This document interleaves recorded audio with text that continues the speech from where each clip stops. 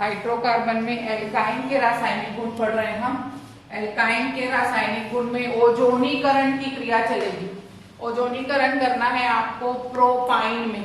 किसमें करना है? प्रोपाइन में। जब भी आप ओजोनीकरण करेंगे CCl4 डालना आवश्यक होता है, क्योंकि CCl4 ही विलायक होगा। अब सबसे पहले CH3 को एज इट इज आप उतारेंगे और C के और H के बीच में जो ट्रिपल बॉन्ड था उसमें से एक बॉन्ड को रहने देंगे और दो बॉन्ड को हटा देंगे।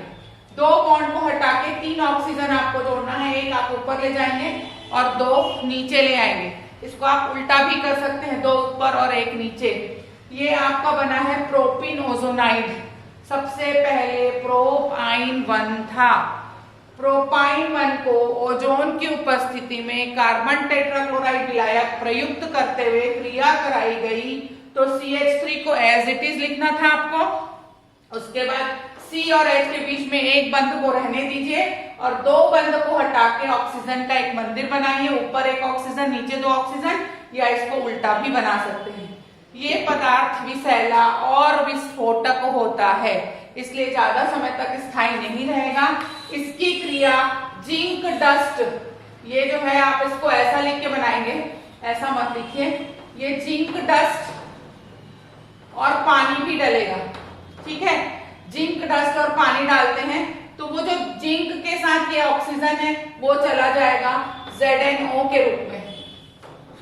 ये वाले जो ऑक्सीजन को आप ZNO के रूप में जिंक को दे दीजिए।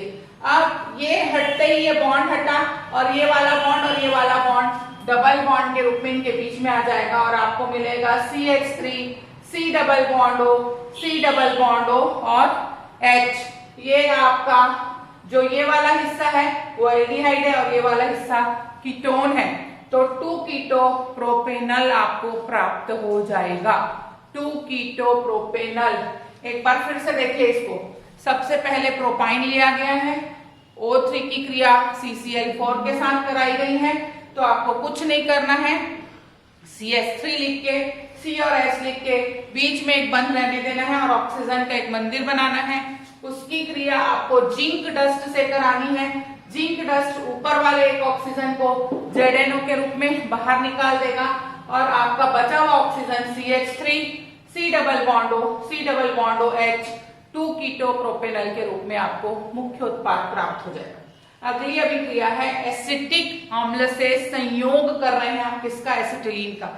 सबसे पहले आप एसिटिलीन लीजिए। Hg यानी मरकरी की और BF3 की उपस्थिति में 353 केल्विन पर ये एसिटिक अम्ल है CH3COOH से क्रिया करानी है। एसिटिलीन लेना है, Hg डाइपॉजिटिव डालना है, BF3 लेना है, 353 केल्विन का ताप लेना है और एसिटिक अम्ल से क्रिया करानी है। एसिटिक अम्ल का ये वाला H CH को दोगे तो ये CH2 हो जाएगा। क्लियर?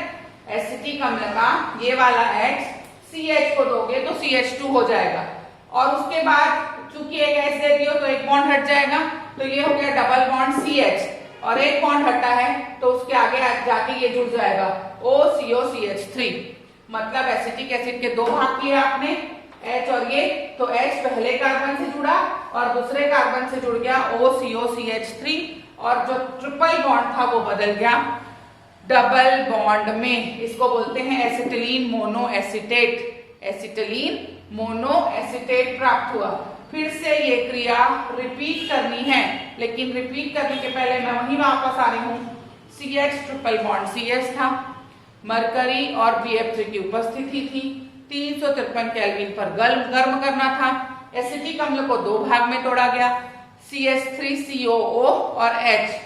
एक कार्बन को H दिया गया, एक कार्बन को एसिटेट आयन दिया गया और आपको मिला एसिटिलीन मोनो एसिटेट। फिर से क्रिया को रिपीट कराया जाएगा। फिर से Hg और एसिटिक अम्ल लिया गया।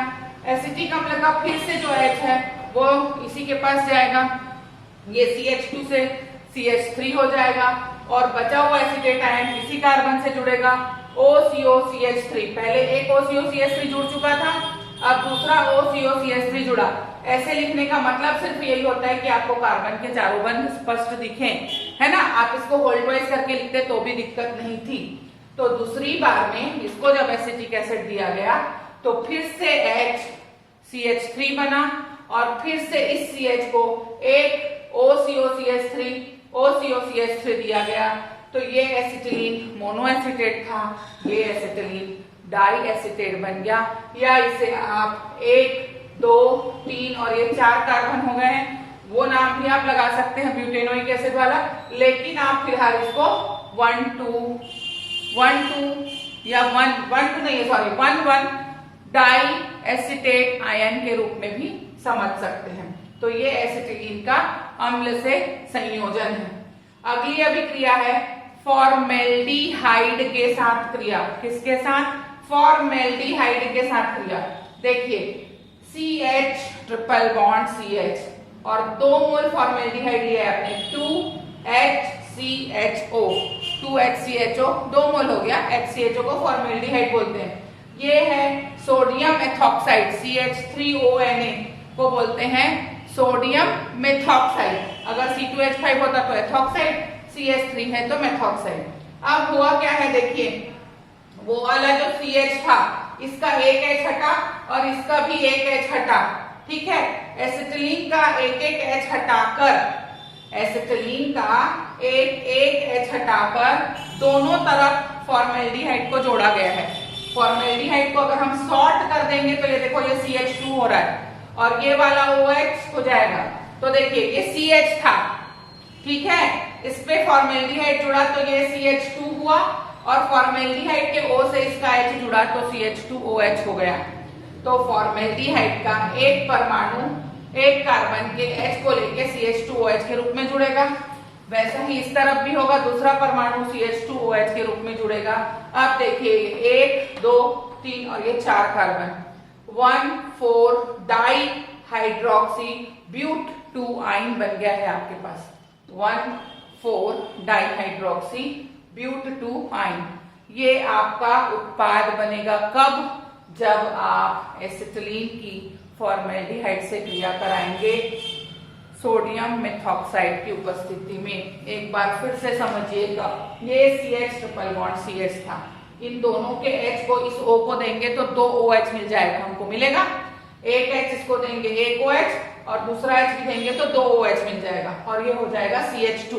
तो जहां से हमने H हटाया है वहां हमको इसको जोड़ना है। तो एक तरफ के H में हमने CH2OH जोड़ा और दूसरे तरफ का भी H हटा के हमने CH2OH जोड़ा और 1,4 डाई हाइड्रोक्सी ब्यूट 2 आइन का निर्माण किया। क्लियर? ये सारे रिएक्शन में आपको जब तक रिवीजन 4 से 5 बार नहीं होगा काम नहीं बनेगा, इसलिए आपको रिवाइज करते रहना।